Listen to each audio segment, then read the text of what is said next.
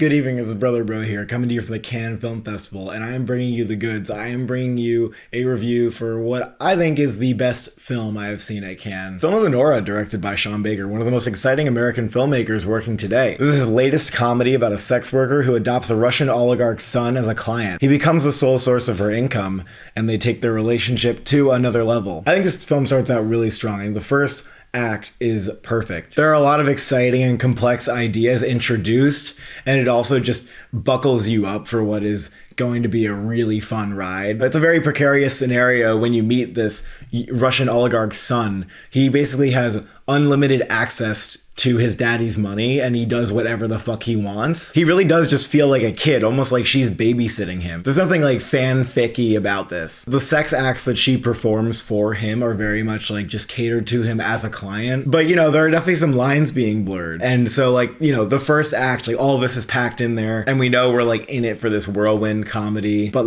unaware of what we're gonna get out of this relationship. And like the best Sean Baker movies, this one's really detailed and cares a lot about getting the world of the sex workers right. So it also takes place in New York, and we learn that our protagonist, Anora, who goes by Annie, is herself not very wealthy, and this choice to be a sex worker just makes a lot of sense for her. Now, the second act is really fascinating, and it kicks into a completely higher gear, but I think it might lose some people. It gets super chaotic, super funny. Think about Tangerine or Uncut Gems, when there's a bunch of overlapping dialogue, characters yelling at each other, screaming nonstop. But this goes on for a long time, longer than it feels like it should. This film actually might give some people a headache just based on the relentlessness of the chaos. And certainly I can imagine that if 20 minutes or so were cut out of this film, the audience probably wouldn't notice. This is a case where Sean Baker is also the editor of his films, and maybe there's a reason, I will give it the benefit of the doubt that maybe there's a really good reason why these scenes feel like they go on too long. And so I might just have to wait for a second viewing to see where I really land on that. But I was really enjoying even when the scenes were going on long, just because I felt the filmmaking was so strong. Sean Baker's ability to capture chaos and to hold many people in a frame who are all doing something kind of interesting, creating scenarios where it feels like everybody is trying to get something different out of it, and we can all see what everybody's interests are and how they're all frustrated at once. I thought for the most part this film was hilarious and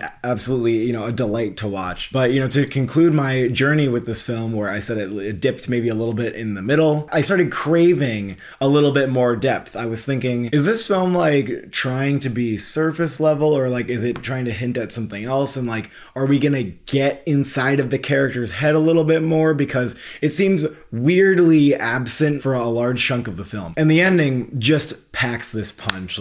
Sean Baker is such an expert with his endings, and the left hook that he throws really helps deepen and recontextualize the film in a very perfect and satisfying way. And I hope that it does the same thing for everybody, but rest assured that this is not just a film that is concerned with giving you these crazy, funny scenarios. I think there's a lot going on here, and the film has deepened for me as I've gotten to reflect on it. So it's the kind of movie that could get even better on a second viewing. It's such a signature Sean Baker move to have a film that feels like it's about nothing, and then when you really think about it, you're like, no, that's about a lot. So yeah, I'm just super excited about this film and just Sean Baker as a voice right now. The cinematography from Drew Daniels, it was a huge standout for me. This film has a completely unique look. It very much holds its own in terms of its style. It has a very widescreen format, and it often uses very wide angles, to the point where the edges of the frame are just slightly warped. And I thought above all, these were just choices that really held my interest throughout. The blocking, when something is so chaotic as this movie is, can be a little difficult to pull off. But here I love the use of master shots just to capture the different layers of what is going on within a scene. Oftentimes there's multiple things to be paying attention to, and it does become much more powerful to be restrained like that and then go in for some more close-ups and really tell us what's important to pay attention to. The lighting feels pretty natural throughout. You can't really tell if they're bringing in lights or if it's all practical. And the photography around the Las Vegas scenes is especially stunning, with how it makes it feel like it's this whirlwind, this sort of artificial and strange LED lit dream. Might be Sean Baker's best looking film. And in general, I just think this may be Sean Baker's best film, period. It is my favorite Sean Baker film. Now we gotta get the performances, and there's a whole lot that I really want to talk about. Let's start off as Mikey Madison, who plays the titular Anora. The key for me here is how her character deepened in the end and how she brought a layer to it in the performance as well that was like extremely necessary. You're gonna hear her screaming a whole lot. Like, I don't know how she didn't lose her voice. She truly is like a force of nature. She's someone who the audience can trust and that she can stand up for herself and hold her own. She was entirely believable. And I like that she has this balance of feeling both like a trapped child and also someone who just perceives themselves as a complete adult. There's just a like layer of being scared underneath everything. I think this is like a totally perfect performance. And Mark Edelstein is the real breakout here. I was absolutely stunned by his performance. He makes this spoiled Russian kid just feel exactly 21 years old, like not a day over 21. I think that boyish nature and just the way he laughs, the way he moves, the way he feels spontaneous and like kind of uncontrollable, but also just so ordinary for what a teenage boy is. I think this is an amazing find for this character. And he had the audience laughing a lot from just like little weird things that he pulls out. I thought he was really hilarious and also just felt very fitting and organic to the film. You really feel like this character has their own story and their own journey going on, even though it's just very much like a side character, but he's also like hilarious and just really entertaining throughout. Yura Borisov is also great in this. I could really just shout out everybody and just say like the entire ensemble's fantastic. And they all play off each other really well. Overall, I'm giving this film a 9 out of 10. The ending really clicked with me. I enjoyed it overall. I laughed a lot. And I'm just so happy this is at Cannes because it just makes the festival feel stronger overall. Anora feels like a true year best film.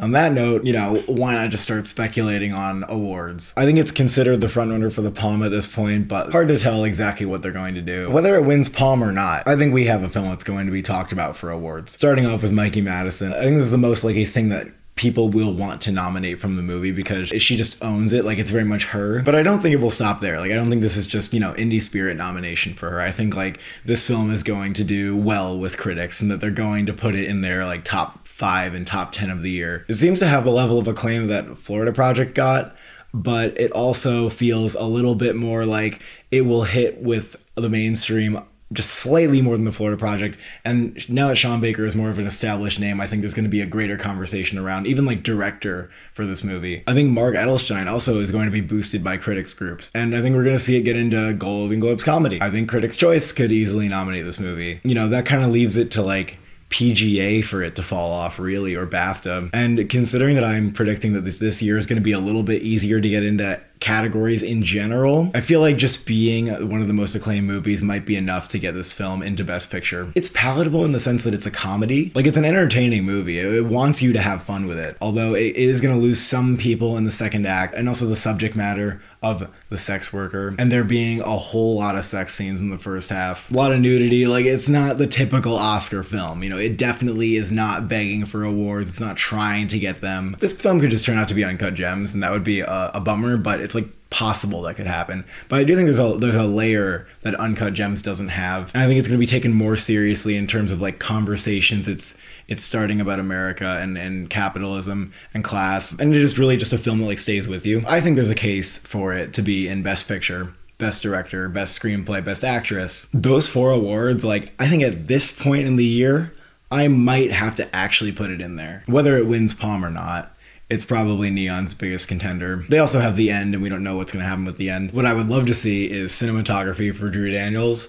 and whatever acting category you can get, quote-unquote, Russian Timothy Chalamet into. I think there's a good case that if they went supporting, they could get a lot of steam for him. I think he's kind of a lead, but like you could pull it off. He's not as much of a lead as Mikey Madison. Would really love if he could come along, but he just seems like too young, and people just tend to not take young performances seriously. But it would just be like a different kind of movie to break into the awards race. And again, if it was last year, like, I don't know, because last year was very competitive. This year, I think it's a little less competitive. I think Anora could probably squeeze. And just knowing that it has like director, screenplay, actress that could easily go along with it, it's really good. I don't like to sound too confident, but it just seems like the right calculation to make at this point when we really don't know that much, and we know that this is going to be one of the biggest movies. Thank you for watching. Thank you for subscribing. How much money would it cost you to sleep with the son of a billionaire?